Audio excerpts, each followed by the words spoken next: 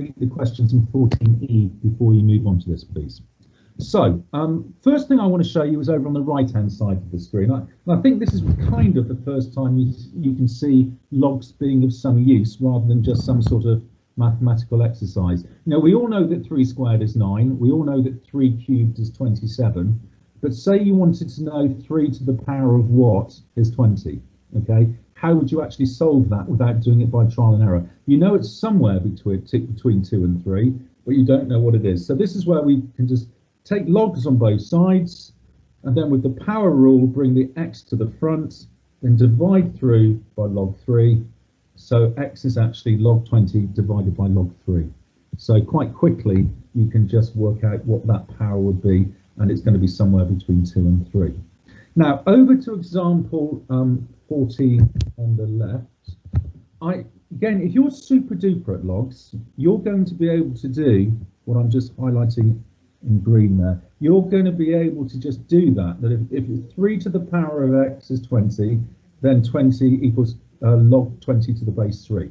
Okay, I personally struggle with that, so I prefer the way I've done it in part A at the bottom, which I've just circled. Okay, so okay, it's another step or two, but just to me it's just easier to sort of keep in my mind. So I've taken logs on both sides.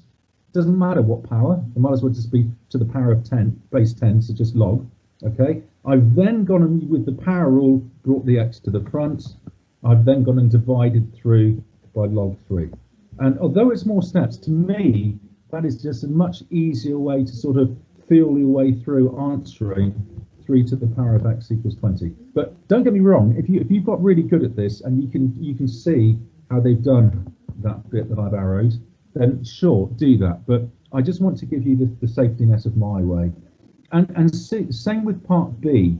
Okay, I prefer, and I'm sorry, it's quite small to read at the bottom, but I prefer the way I've done it in purple, really. Okay, so I've taken logs on both sides. So I've taken logs on both sides. I've then, through the power rule, brought the 4x to the minus 1 to the front. I've then divided through by log 5, and then I've just added the 1 and divided by 4 to make x the subject.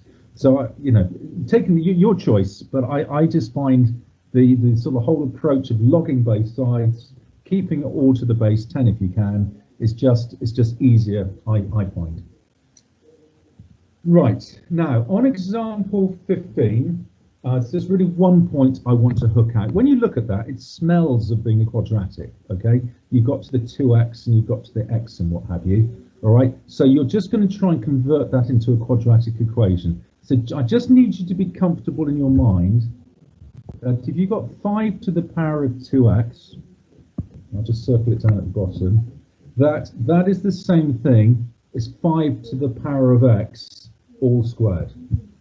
Okay, remember when you've got a power inside and outside the bracket, you multiply them together. So really, so from the question to my first line of workings, well, I'm just putting in that arrow, you need to be thinking of that first term as being 5 to the power of x inside a bracket all squared. And then it's quite straightforward because you've got something being squared minus 12 lots of it in its single case plus 20 equals 0. So really, we're then just substituting in. We're replacing the 5 to the power of x with y. So we've got y squared minus 20y plus, sorry, y squared minus 12y plus 20 equaling 0. We go and factorize and solve that. And then obviously y is something we've artificially introduced. So rather than y equaling 10, 5 to the power of x equals 10. And we solved that like I showed you a minute ago, and similarly 5 to the power of x equals 2. So you can take logs on both sides, power rule, bring the x to the front, and then divide through by the log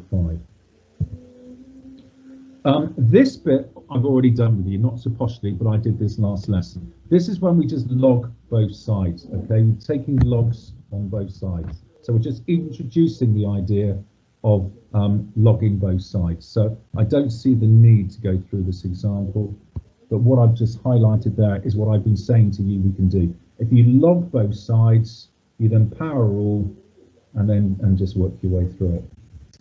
So I think I've hooked out the key points. So if you've completed 14E, please crack on with 14F. I'd like us to do all these questions, please. I think this is really important just to get lots of practice on this. So we'll see how you guys get on with this, and then take a judgment call on whether we need more lessons. That said, yeah, with question 2, who said we do it all? For question 2, which is a very long one, can we just do the left-hand column, please? And then I think after that, I was saying, I think then it becomes more singular questions. I think, yeah, 3 short, 4 short, 5's only got 3 bits, and yeah, and that's it.